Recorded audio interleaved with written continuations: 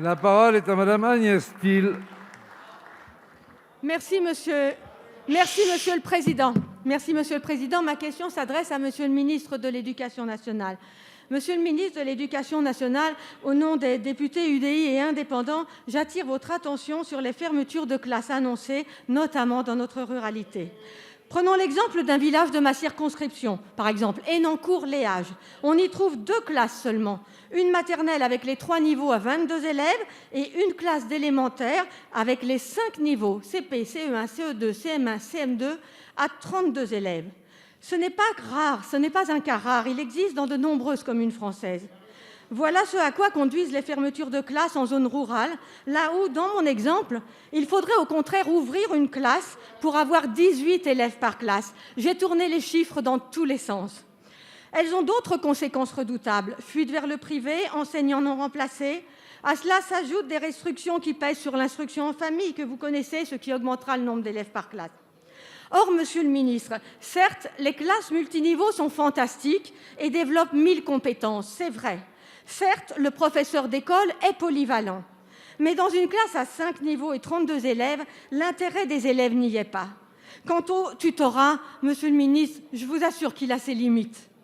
Au final, dans ce genre de cas, la réussite scolaire est mise de côté au profit d'une logique comptable et on est bien loin du dédoublement, c'est ce que disent les gens.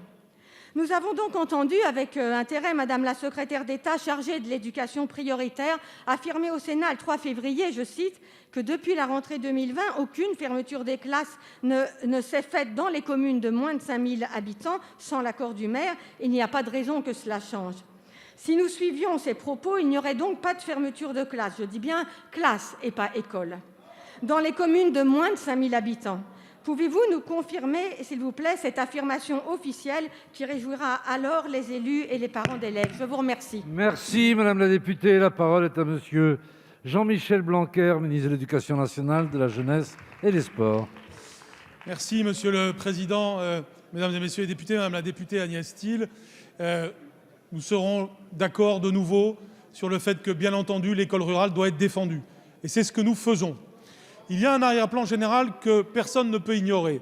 Et cet arrière-plan, il doit là aussi nous alerter tous. C'est la baisse démographique en France en général, en milieu rural en particulier.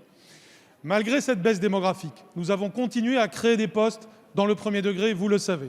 Donc il y a des élèves en moins, il y a des professeurs en plus. Près de 200 000 élèves en moins depuis 2016, comme je le disais tout à l'heure, et près de 7 500 postes créés dans le même temps. Donc, dans votre département de l'Oise, par exemple, que vous avez cité, nous avons créé des postes, c'est 19 postes qui ont été créés dans l'Oise, alors même que le nombre d'élèves n'est pas en augmentation qui pourrait justifier cette création de postes. Donc, après, on peut regarder au cas par cas ce qui se passe. Il est anormal que dans une école élémentaire, il y ait plus de 30 élèves par classe, dans le cas que vous citez. Ça peut se regarder, mais je crois qu'il y a un comité départemental cet après-midi, ce qui fait que tout ce qui est affirmé aujourd'hui est forcément hypothétique, vous le savez bien, et ce jusqu'au dernier jour avant la rentrée, car nous voulons être pragmatiques et ajuster les choses. Il devrait y avoir une union nationale autour de l'enjeu de l'école rurale. Jamais il n'y a eu une politique aussi favorable à l'école rurale qu'aujourd'hui. Jamais le contexte n'est pourtant aussi difficile, puisque, en effet, cette démographie est défavorable. La stratégie que nous avons, c'est de réattirer les familles autour de l'école rurale. Cette stratégie, elle passe par les créations de postes que nous faisons, mais elle passe aussi par une politique qualitative, car, il faut le dire toujours, l'école primaire rurale fait plus réussir les enfants que l'école primaire en général. C'est aussi la politique au travers du plan de relance, avec la rénovation thermique. C'est aussi la politique autour du plan de relance, avec l'équipement numérique des écoles rurales, en soutien des collectivités locales. Donc oui, il y a des perspectives pour l'école rurale. Oui, le contexte est favorable en matière de création de postes. Et oui, nous continuons à regarder au cas par cas pour qu'il n'y ait pas de cas aberrants en matière d'ouverture et de fermeture de classes.